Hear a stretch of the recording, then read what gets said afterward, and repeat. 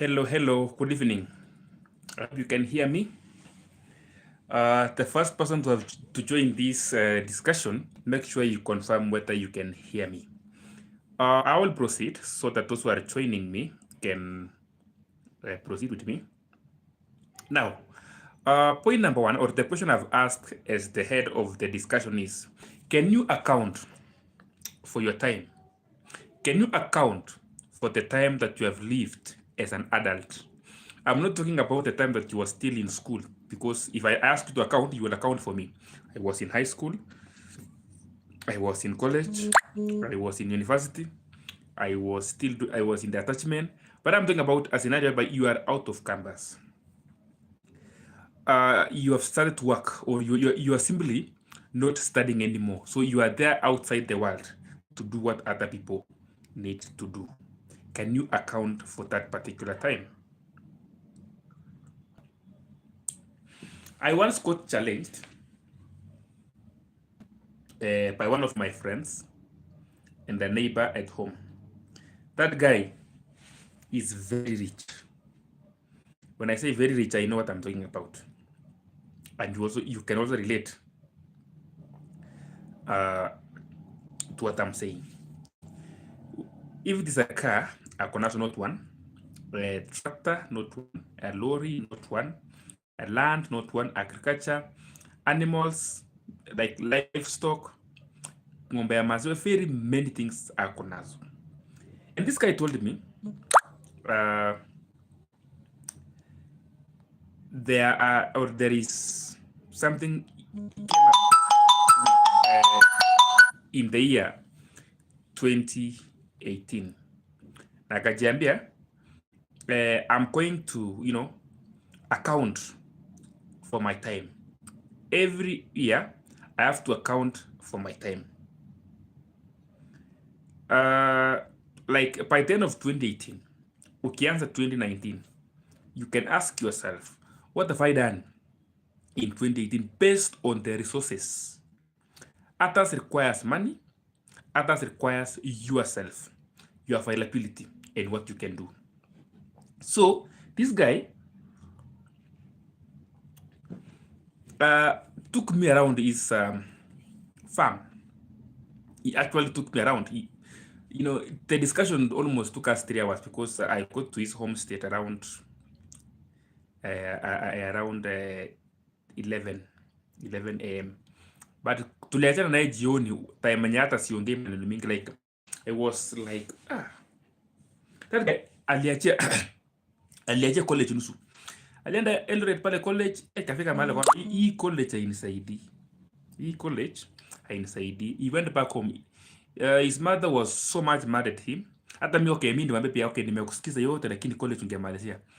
Niambia wewe kwenda huko. Wewe ulimaliza university lakini sasa umekuja lessons kwangu. Nikamwambia haina shida. Let's proceed.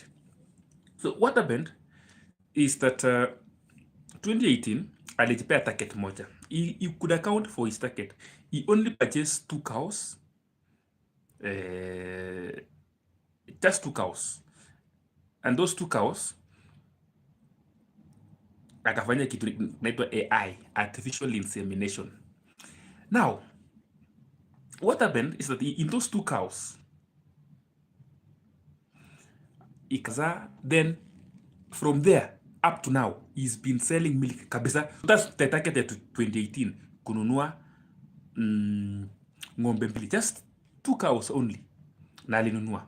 And he's been selling those cows, like excess, apart from kuuza maziwa, like that's the business he's been doing. 2019, akasema he wants to do farming for potatoes, ama watu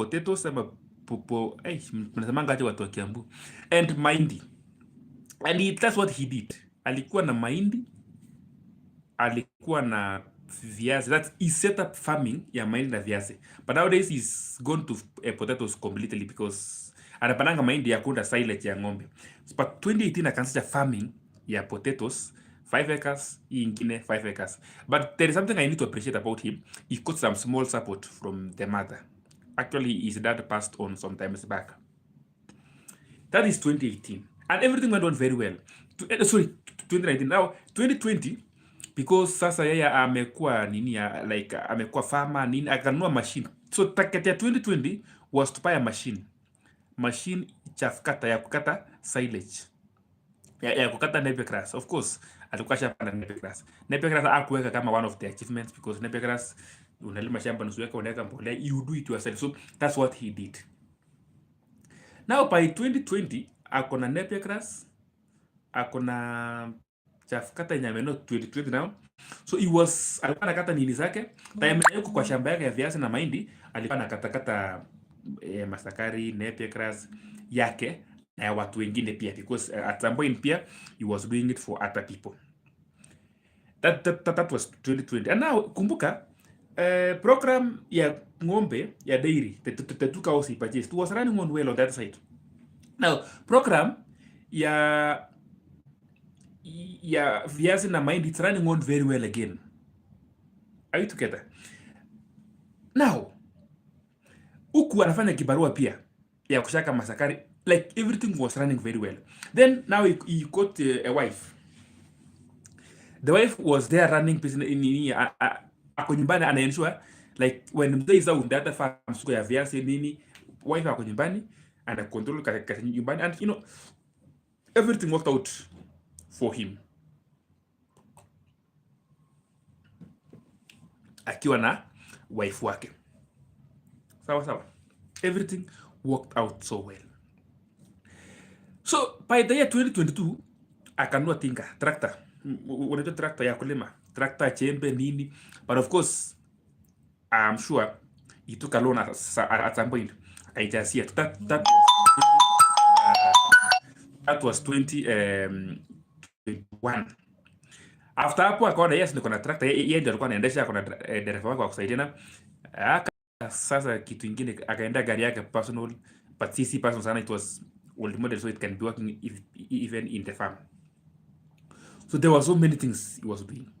Then from there akaongezea shamba, like yeye ukikaa chini naye na kitabu na kalamu na karatasi, he can account for his time since 2018. Si ati 2018 ndio alimaliza college ama nini. 20 alikuwa ameenda college kwanza ndio akawachana na college, akakuja akakaa nyumbani. Akakaa, then he came up to his senses na akaona I need to do this. And that's what he did.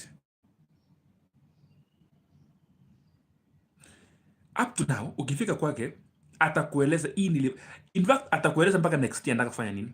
Atakueleza mpaka TC anataka kufanya nini.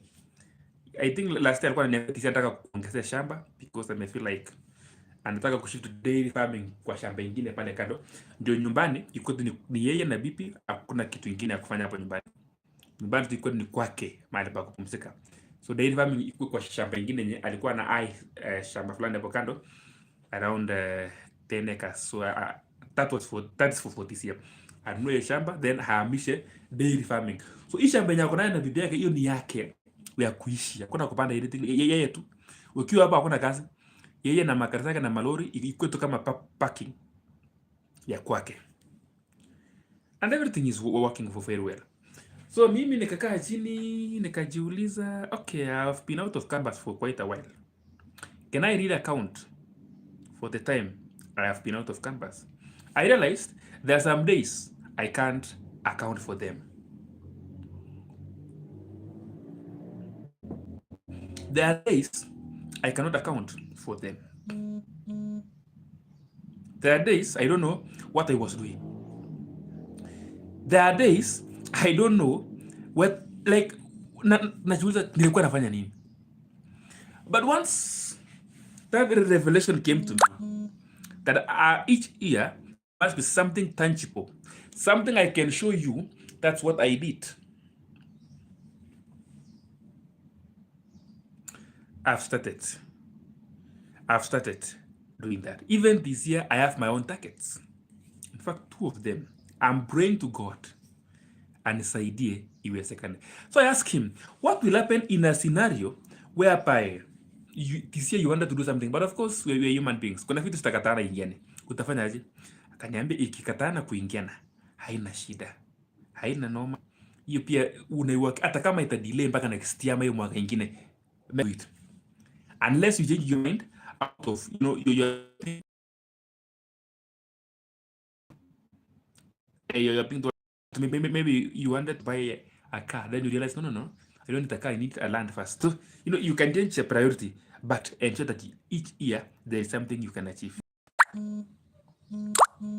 That guy was telling me, just like the civil servants are retiring at 60, at retiring at 60. Like, I'm retire nini na uko village, I will retire at 60. At 60, I will stop looking for more. I will just hire a manager. Kama akona undertakers ya mahindi, hiyo undertakers iko tu inalimwa tu. Hakuna kuongeza ingine, hakuna kufanya anything. Kama akona tinka kama 5 inakuwa maintain. Everything inakuwa maintain at 60. A very big challenge to me. I really got challenged. Let me ask you a question. Can you account for the time that you have been living in this world? Can you really? Can you? The answer is you may or you may not account. But I would like to ask us this evening, let's try to account for our time going forward. Hii mwaka umeamuaje? What have you planned this year? What will you be doing this year?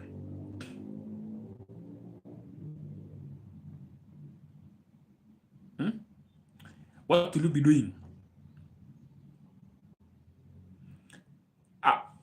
Next year.